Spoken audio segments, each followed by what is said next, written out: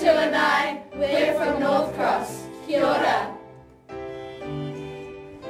So the idea of getting the furniture over to the islands where it would be used started about 2 years ago when we looked at changing the pedagogy of actually teaching and having different style of furniture in the classrooms. And there's a new philosophy out where students can choose their own where they like to sit, either it's high furniture or low furniture, and I won't bore you with the details around the pedagogy, but what it left us was with a lot of new furniture and a lot of desks that weren't that old, that were in pretty good condition, and we're probably looking at about 200. I did contact the school up the road, the intermediate up the road, and said, well, maybe what would be a good thing to do is send them to the islands in a container. They weren't that interested.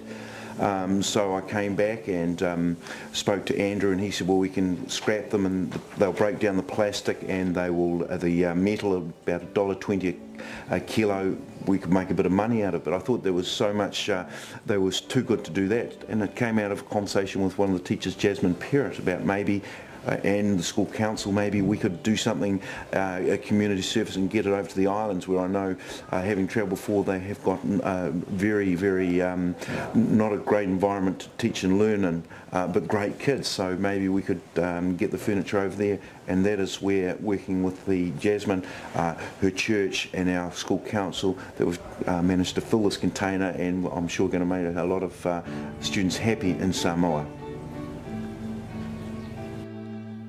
About a month ago, and probably early October, the principal, Jonathan Treadray, asked me if our church could do anything with used furniture at our school, because we've just had a new block built and a whole lot of new furniture has been bought and students are using it.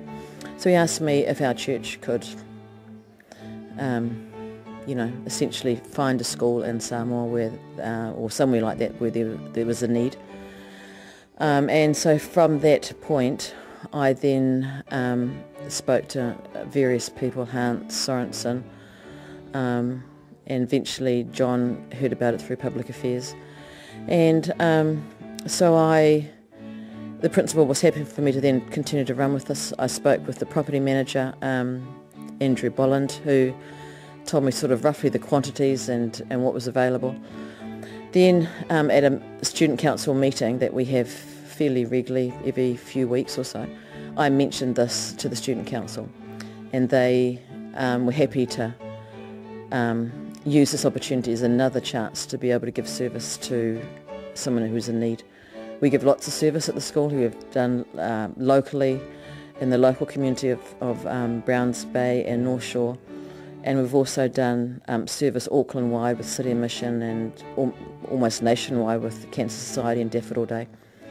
So this was an opportunity for the students locally to give service to students that they will never meet, and an international opportunity for them to be able to help others in need.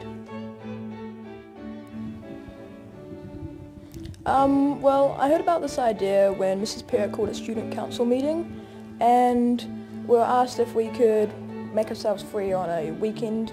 I was asked if I could supervise some student leaders during the week to help clean some of the furniture, and a number of us have come back today to help clean some more and to load it into the container. Andrew Boland here is the property manager at Northcross Intermediate School. He's all of 6'4". Oh, come on, you're taking an inch off my height now. It probably would have just ended up going to a recycling plant here and being trashed and then reused and to make other goods. Yeah.